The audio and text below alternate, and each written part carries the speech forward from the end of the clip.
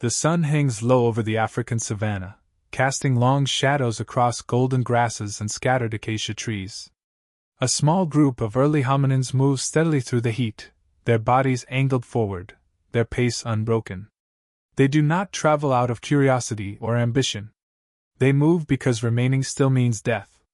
The land they leave behind has failed them, waterholes have dried, familiar plants have withered, and the animals they once followed have vanished toward distant horizons. At 4.5 million years ago, survival is an unending negotiation with an unforgiving world. Climate shifts reshape the landscape without warning. Seasons are unreliable, and the boundary between abundance and starvation is thin. Migration is not a choice but a biological imperative, woven deep into instinct. Those who hesitate do not leave descendants. The group moves together, never alone. Adults surround the young, guiding them through tall grass that conceals both food and danger. Stone tools. Simple flakes struck from rock, are carried carefully, prized for their sharp edges. These tools are not symbols of dominance, but of necessity, used to cut roots, scrape hides, or defend against smaller threats. Every object carried has purpose, excess weight is a liability. The savanna itself is deceptive. From a distance it appears open and empty, but it is alive with hazards. Burrowing animals weaken the ground beneath tall grass. Venomous creatures hide beneath rocks warmed by the sun. Predators watch silently from cover, reading movement and weakness. The hominin's senses are constantly engaged, eyes scanning, ears tuned to subtle shifts in sound, noses alert to unfamiliar scents carried by the wind. As the group advances, the terrain begins to change. Grass is thin, replaced by hard-packed earth and exposed stone. The air grows heavy. In the distance, a river glints faintly, its presence both promising and dangerous. Water sustains life, but it also draws predators and harbors sudden threats, strong currents, unstable banks, unseen depths. Clouds gather quickly, driven by shifting winds. Rain falls hard and sudden, transforming dust into mud. Dry channels fill in minutes, swelling into fast-moving streams. The ground becomes treacherous, pulling at feet and slowing progress. Migration during storms is perilous, but waiting is worse. Hunger and exposure do not pause for weather. Crossing water requires cooperation. Adults form chains, gripping each other tightly to resist the current. The young are lifted high, pressed close to chests. Every movement is deliberate. One misstep can be fatal. When an individual loses footing and is swept away, the group does not cry out or turn back. There is no time for mourning. Survival demands forward motion, even when it costs lives. This is not cruelty, it is reality. On the far bank, the survivors collapse briefly, chests heaving, bodies coated in mud. They rise again almost immediately.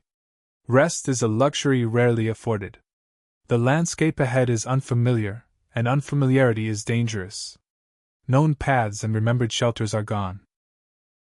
Migration carries them into uncertainty, where instinct must replace memory.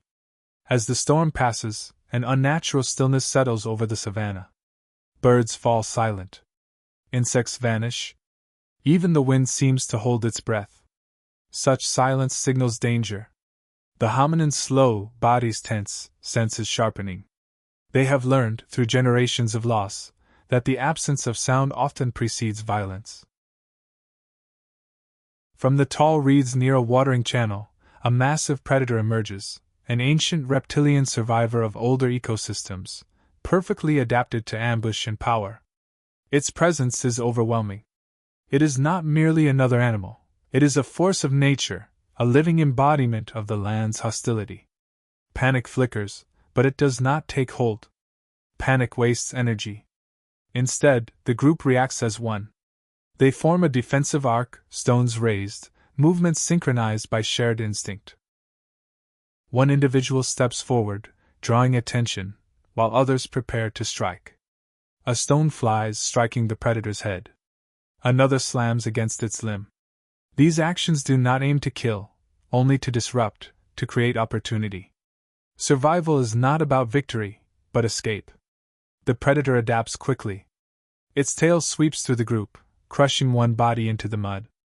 Death is sudden, unceremonious. The survivors do not stop. They split, deliberately scattering to confuse pursuit.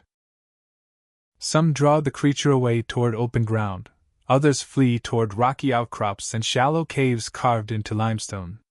The land itself becomes a weapon, its features used in desperate strategy. The predator charges, its weight shaking the earth. The ground beneath it collapses, a sinkhole hidden beneath soaked soil. It plunges downward, roaring, thrashing in mud and stone. The threat is not ended, only delayed. The hominins act quickly, rolling heavy rocks toward the pit, levering them with branches and raw strength. Muscles strain, bones ache, but cooperation turns effort into force. One stone after another crashes down, sealing the opening. The movement below slows, then stops. Rain begins again, softer this time, washing blood into the soil. The savanna absorbs it all without comment,